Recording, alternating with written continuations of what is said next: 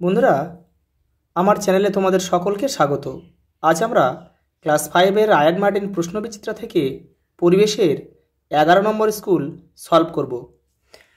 প্রথম প্রশ্ন, মাটির একটি স্বাভাবিক উপাদান হলো গাছের পাতা, অপশান ক। পরের প্রশ্ন, চা গাছ দেখা যায় দার্জিলিংয়ের পাহাড়ে। যে মাটি জলে গুললে ভালো করে থিতায় না তা হলো দোআঁশ মাটি।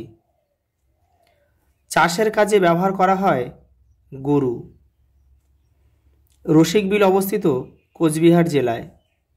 মাস্টারদা নামে পরিচিত সূর্য সেন।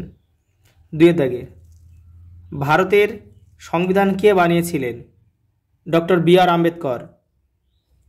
শিঙি মাগুর কোন ধরনের মাছ? এগুলো জিয়ল মাছ। কই মাছও কিন্তু জিয়ল মাছের মধ্যে। সতীদাহ প্রথা কে রদ করেছিলেন? রাজা রামমোহন রায়।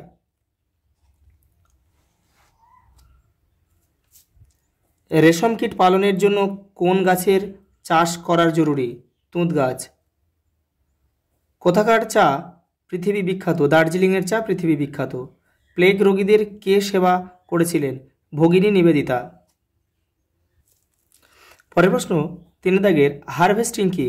দেখে নাও। ধান কাটা, খড় থেকে ধান আলাদা করা, এক জায়গায় জড়ো করা, সব এক মেশিন হয়। এই কাজগুলোকে একসঙ্গে ইংরেজিতে বলে হারভেস্টিং। অতএব আমরা বলতে পারি ফসল সংগ্রহ করাকে ইংরেজিতে হারভেস্টিং বলে, আর যে যন্ত্রের মাধ্যমে এটি করা হয় তার নাম হচ্ছে হারভেস্টার। পরের প্রশ্ন, ধাপ চাষ পদ্ধতি সম্পর্কে লেখো। তোমাদের টেক্সটের 103 নম্বর পেজে উত্তরটা কিন্তু তোমরা পেয়ে যাবে। এই যে এখানে পাহাড়ি অঞ্চলে সিঁড়ির মতো জমি তৈরি করে চাষ করা হতো, এইভাবে চাষ করাকে ধাপ চাষ বলে। পরের প্রশ্ন, প্রাকৃতিক সম্পদকে মানুষ কি কি সম্পদ তৈরিতে ব্যবহার করেছে? উদাহরণসহ আলোচনা করো। দেখে নাও প্রাকৃতিক সম্পদকে মানুষ কি কি সম্পদ তৈরিতে ব্যবহার করেছে, উদাহরণসহ আলোচনা করো। তোমাদের এখান থেকে কিন্তু এটা পুরোটা লিখতে হবে, এই পর্যন্ত পুরোটা।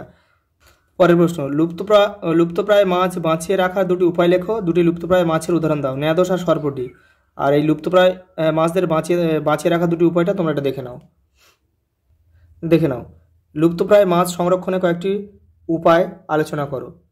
এই যে লুপ্তপ্রায় মাছেদের আবাসস্থল রক্ষা করতে হবে, অতিরিক্ত মাছ ধরা বন্ধ করতে হবে, মাছের প্রজনন ক্ষেত্র সুরক্ষিত রাখতে হবে, দূষণ নিয়ন্ত্রণ করতে হবে, আইন করে লুপ্তপ্রায় মাছ ধরা নিষিদ্ধ করতে হবে। পরের প্রশ্ন দেখে নাও, আমরা সাধারণতন্ত্র দিবস হিসেবে কোন দিনটি পালন করি? 26শে জানুয়ারি। কেন আমরা এই দিনটি পালন করি? দেখে নাও 26শে জানুয়ারি দিনটি আমরা সাধারণতন্ত্র দিবস হিসেবে পালন করি কেন?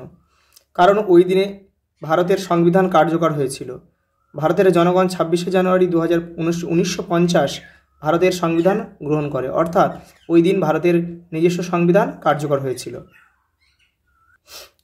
পরের প্রশ্ন দেখো, মাটির শ্রেণীবিভাগ সংক্ষেপে আলোচনা করো।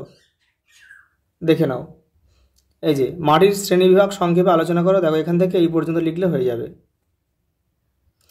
পরের প্রশ্ন দেখে নাও, তিতুমির কে ছিলেন? তিনি ছিলেন বারাসাত বিদ্রোহের নেতা। আর তিতুমির ও তার সঙ্গীরা ইংরেজদের বিরুদ্ধে লড়াই করেছিলেন কেন? 95 পেজে, তোমাদের 95 পেজে কিন্তু উত্তরটা রয়েছে, দেখে নাও। এই যে তিতুমির ও তার সঙ্গীরা ইংরেজ আর তাদের দেশীয় সঙ্গী জমিদারদের অন্যায় ও জুলুমের বিরুদ্ধে লড়াই করেছিলেন। আজ এই পর্যন্ত, দেখা হবে পরের ভিডিওতে।